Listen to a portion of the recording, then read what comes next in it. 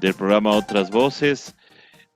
Hoy, 11 de mayo, y siendo las 13 horas con 42 minutos, iniciamos una nueva entrevista.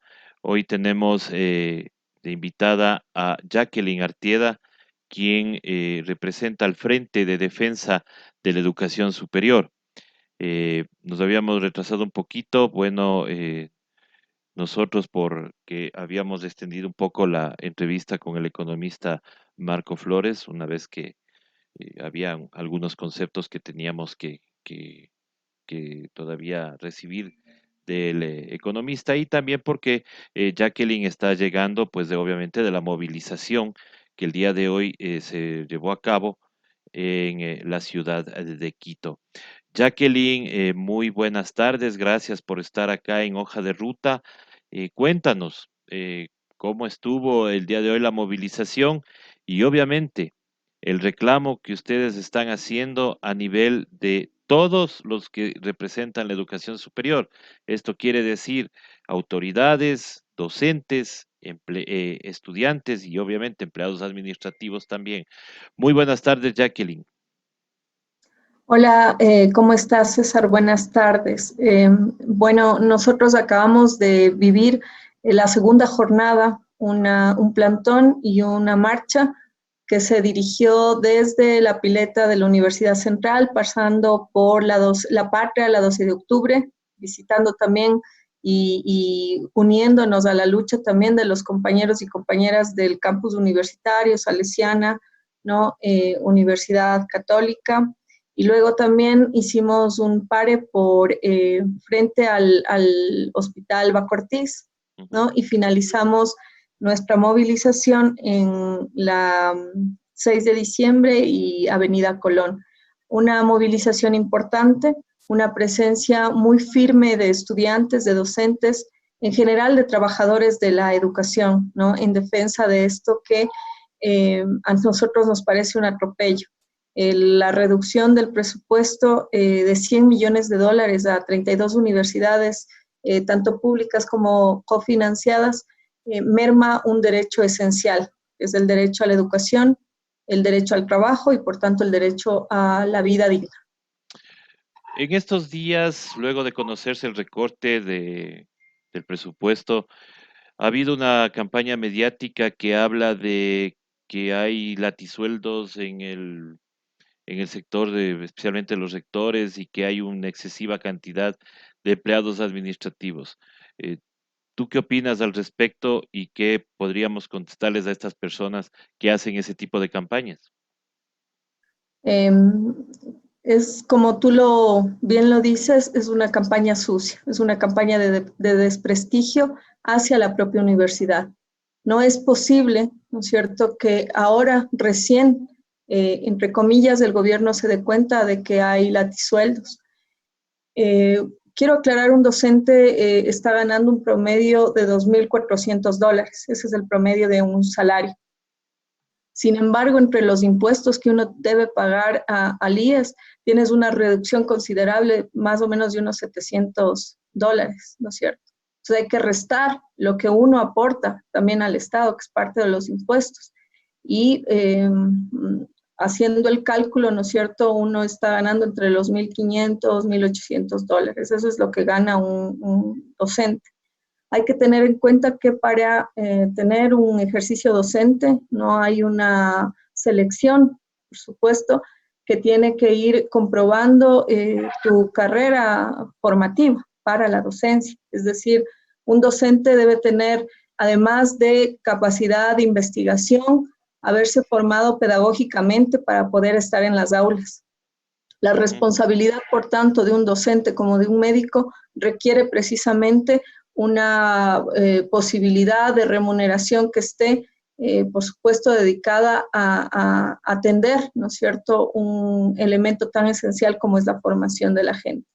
Me parece que el discurso no puede ir nunca a atacar, ¿no es cierto?, la baja del salario, sino más bien a propender a subir, por supuesto, los salarios, no solo de los médicos y de los profesores o lo de los docentes, sino también los salarios en general. Creemos que el salario básico unificado de $400, por supuesto que es una humillación para un trabajador. Entonces la idea es más bien propender a la alza de los salarios para tener una vida digna, ¿no es cierto? Y no más bien a bajar los salarios y atacarle a la universidad con un discurso que a mí me parece canalla, justamente en tiempos de pandemia y de confinamiento. Exactamente. Y más que todo en estos momentos un presupuesto de algo tan básico como es la educación y tan necesario en estos momentos. Salud y educación son los rubros que nunca se deberían tomar en cuenta para la baja, sino para subir. Ahora, ¿el Frente de Defensa de Educación Superior está conformado recién o ya lo tenían desde mucho tiempo antes, a cuenta de que este gobierno ha tenido como costumbre el estar bajando el presupuesto de la educación superior? Sí, el Frente de Defensa se forma a partir de esta coyuntura, pero desde luego que en la Universidad Central encontramos diferentes puntos de convergencia entre docentes, estudiantes y personal administrativo. Y a partir de esta coyuntura nos hemos organizado en esto que llamamos el Frente por la Defensa de la Educación Pública, porque por supuesto entendemos que hay un contexto en el país y el contexto del país es la receta del Fondo Monetario Internacional, imposición de medidas de ajustes y medidas de la ortodoxia, ¿no?, que ya en octubre quisieron pasar. Por ejemplo, la eliminación de subsidios, la reducción de la masa salarial, es decir, la reducción de los salarios básicos, la flexibilización laboral, la privatización y el achicamiento del Estado. Esas son las exigencias que el Fondo Monetario Internacional impuso para hacer el primer desembolso. En ese contexto, en el país, los docentes, los estudiantes, trabajadores en general de la educación, nos hemos aunado para tener una posición y una postura. Creemos que la academia desenrolada de su sociedad no aporta mucho, ¿no? Entonces, ya nosotros habíamos estado previamente con esta necesidad de juntarnos, pero esta coyuntura ha potenciado más bien que esa organización pueda perseverar y nos encontremos, por supuesto, en esta lucha que creemos que no es solo por la universidad pública, sino por la sociedad ecuatoriana. Recordemos que la Universidad Central acoge a estudiantes de los sectores más pobres, de los sectores más populares del país entero. Por ello, nosotros nos sentimos comprometidos a tener una defensa irrestricta de una educación de calidad y una educación en la que puedan los estudiantes de los sectores más pobres ingresar y acceder a esa educación que no tiene por qué ser menor que cualquier otra. Exactamente. Y con esto de la reducción de presupuesto, También viene el desempleo, porque muchos docentes que no tienen nombramiento, que son por servicios profesionales, obviamente tendrán que salir y mantenerse de acuerdo a declaraciones del señor secretario de Educación Superior que dice que deberían bajar el número de docentes. Al perder la cantidad de docentes en cada una de las universidades, ¿tú crees que se pierde también el hecho de tener una buena investigación dentro de la tarea que cumple la educación superior en el país? El docente universitario eh, y la educación superior está obligada, ¿no es cierto?, a ofrecer tres, tres ejes fuertes constitutivos de esta educación. Por un lado, la docencia, por otro lado, la investigación y por otro lado, la vinculación con la sociedad. Eso quiere decir que tenemos una integralidad en el tema docencia, ¿ya? Lo que se está empujando a través de este recorte, ¿no es cierto?, con esta medida impuesta por el gobierno, es que el docente únicamente imparta clase, sin prepararla, sin tener investigación de por medio y sin tener un lazo profundo con la sociedad. Este es un problema grave. Estamos retrocediendo, nosotros decimos 20 años, ¿no?, en el que el docente tenía que buscar un trabajo distinto porque primero su sueldo no le alcanzaba, ¿no?, y después porque no se alentaba el proceso de calidad de la educación. Tenías un docente sobrecargado de trabajo. Eso Así es es. lo que va a volver a pasar. Entonces, vas a tener un docente en el aula que imposible tener un método o un proceso pedagógico que permita al estudiante formarse, ¿no es cierto? Porque hay una sobrecarga de trabajos. Según el documento que ha promovido la CENESID y que ha aprobado el CES, los docentes deberían aumentar 10 horas en su carga horaria. Entonces, eso no va a permitir, en efecto, que el docente investigue como es ahora, ¿no?, o que el docente pueda tener horas para la dedicación a los proyectos de vinculación con la sociedad, que son fundamentales. La universidad en este último tiempo, particularmente la central, ha crecido a través de estos procesos, porque logra que el estudiante, que el docente y que el sector donde estamos haciendo la vinculación con la sociedad se transformen, cambien. Es decir, cómo lo aprendido en las aulas, ¿cierto?, puede hacerse carne, ¿no es cierto?, puede hacerse sustancia en el sector, en la organización donde los estudiantes están poniendo en práctica esos conocimientos, ¿ya? Y cómo la investigación también, a través de los proyectos de vinculación, pueden consustanciarse, ¿no? Entonces, la docencia es un paraguas mucho más grande, mucho más abarcativo que solamente dictar clase. La educación superior, los docentes estamos obligados a continuar formándonos, ¿no? Y precisamente eso es lo que se nos está negando. Si el gobierno no retrocede con esa disminución del presupuesto.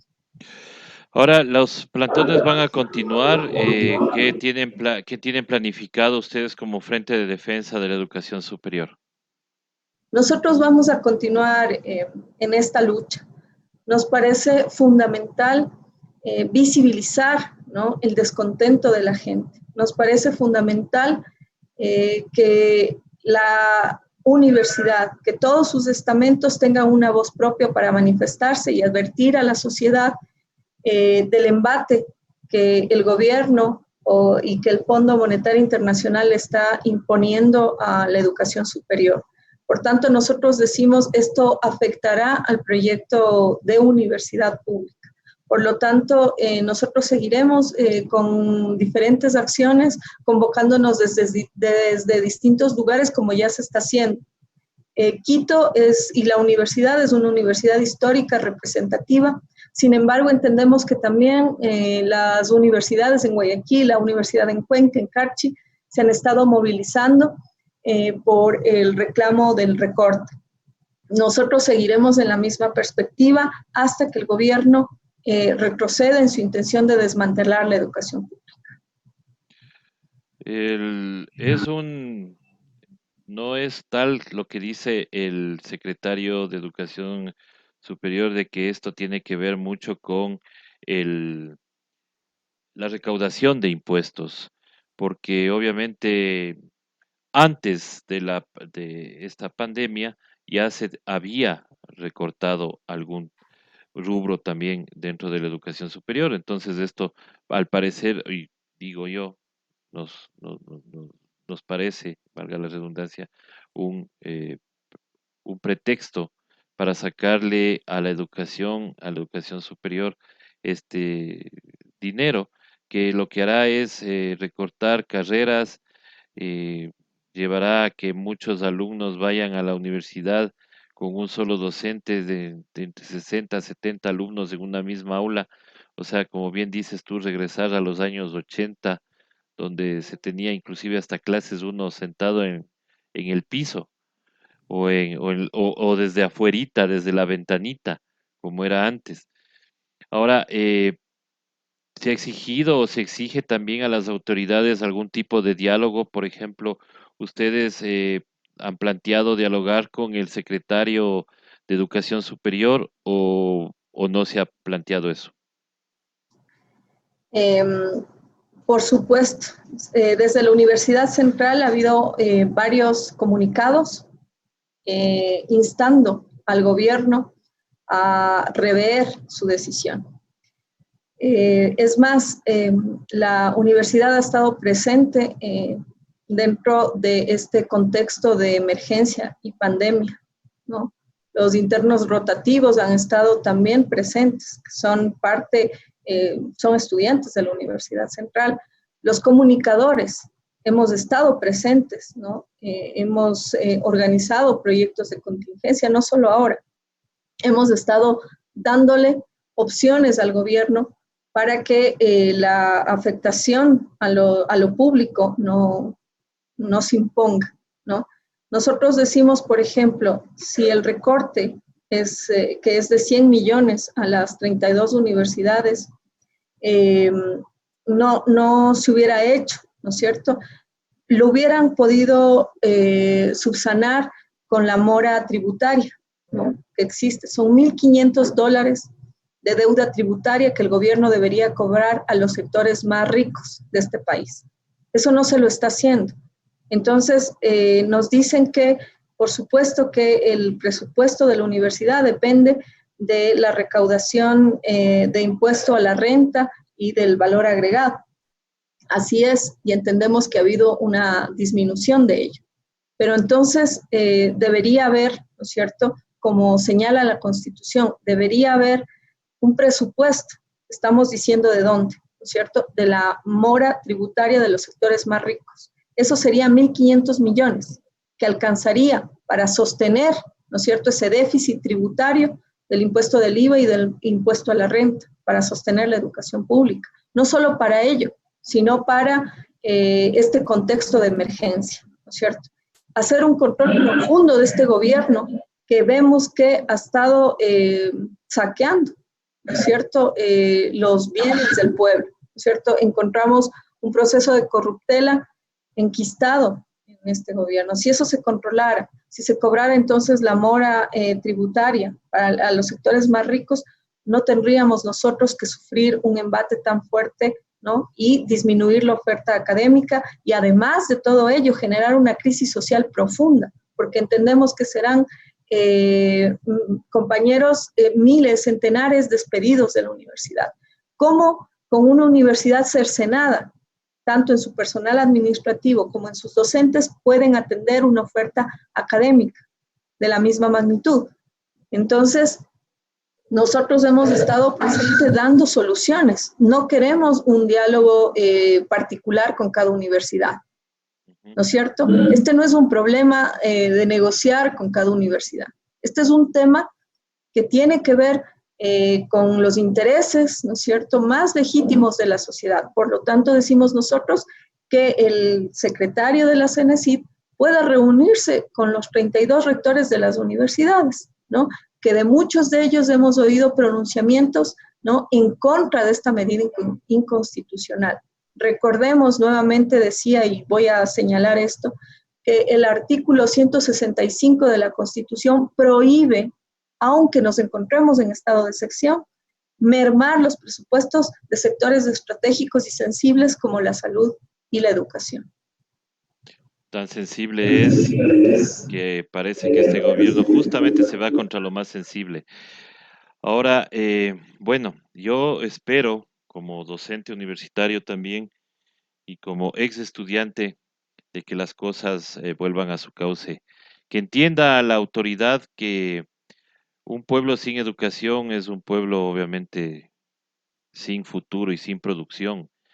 Esperemos también que la gente que aplaude que se haga estas campañas en contra de los rectores y todo lo demás, entienda que para llegar a ser rector no es tan fácil, pues, o sea, uno invierte también, y no es que quiera con esto sacar rédito de su sueldo ni nada por el estilo, sino que todo el trabajo, toda la investigación y toda la experiencia que se ha llegado a tener, pues obviamente tiene que ser pagada. ¿No son ustedes los defensores del libre mercado y todo lo demás y que hay que pagar por el trabajo y todo? Entonces deberían poquito bajarle los decibeles a esas campañas de desprestigio a profesionales que están al frente de cada una de las universidades y mejor tratar de que el gobierno no quite más dinero a la educación. Estimada Jacqueline, muchísimas gracias por estar con nosotros. Cuéntame cuándo será el próximo plantón o la próxima acción que haga el Frente de Defensa de la Educación Superior. Bueno, agradecer la entrevista, agradecer el medio de comunicación a ustedes porque interesa, ¿no? Que la gente conozca, ¿no? Que la gente conozca lo que está sucediendo y no necesariamente todos los medios hacen la cobertura de los sucesos, ¿no? De lo que está pasando. Entonces, nosotros trabajamos de manera coordinada, entonces seguramente vamos a volver a reunirnos y vamos a establecer una agenda, ¿no? Y un cronograma para nuevas acciones. Entonces, oportunamente se les comunicará también a los medios para que puedan también acompañar en esta lucha, en este proceso organizativo que decimos nosotros no es coyuntural, no es una defensa no únicamente por el derecho al trabajo, el derecho a la vida, sino también por el sostenimiento de un proyecto público de calidad en que el centro y el corazón sean los estudiantes, estudiantes formados con conciencia crítica, con compromiso. Creo que es una necesidad primordial para cualquier país, ¿no? Cualquier proyecto de país tiene que sostenerse en este proceso, ¿no? De formación del más alto nivel. Es decir, no puede prescindir el gobierno de la academia y tampoco puede despojar de derechos ya adquiridos a los estudiantes. Entonces, decirte que agradecemos mucho estos espacios y que oportunamente les comunicaremos de las acciones que nosotros a futuro continuaremos realizando. Jacqueline cuenta con este medio de comunicación, obviamente, para ustedes difundir cualquier invitación, cualquier movilización o acción que vayan a tomar. Nosotros, justamente los medios digitales alternativos, estamos para eso, para dar la voz a los que no tienen voz, a los que les niegan en los otros medios esta cobertura, estas entrevistas. Bueno, nosotros estamos aquí para abrir esos espacios. Eh, Nos han calificado inclusive de ser la nueva pandemia, nos dicen, porque según el presidente somos quienes regamos las fake news. Pero hoy en la noche vamos a conversar justo en el editorial de que la peor fake news de esta semana, del fin de semana, fue el supuesto golpe de Estado que estaba fraguándose. ¿Y eso de dónde salió? De un periodista, entre comillas, non plus ultra, de Radio Quito, la voz de la capital. Entonces no salen de los medios de comunicación alternativos. Y mejor a ti, muchísimas gracias, Jacqueline, por haber aceptado esta entrevista y las puertas abiertas siempre acá en nuestro medio para que sigan difundiendo ustedes su reclamo, que es el reclamo de todos, porque la educación superior es facultad de todos y obviamente a todos nos va a afectar, a todos los ecuatorianos. No crean que solamente a los estudiantes o a los profesores o a los rectores. No, a todos, a todas las familias ecuatorianas. Muchísimas gracias nuevamente, Jacqueline. Tu mensaje final. A ti, muchas gracias. Listo. Listo, muchísimas gracias a todas las personas que se han conectado. Gracias también a las personas que nos han escrito. Nosotros en la tarde estaremos ya con más aquí en Hoja de Ruta Radio. Recuerden que a las 19:30 estaremos con el editorial Ciudadanía en Resistencia, que va a estar como suele estar, medio cargadito, pero bueno. Así es, muchísimas gracias y hasta la tarde.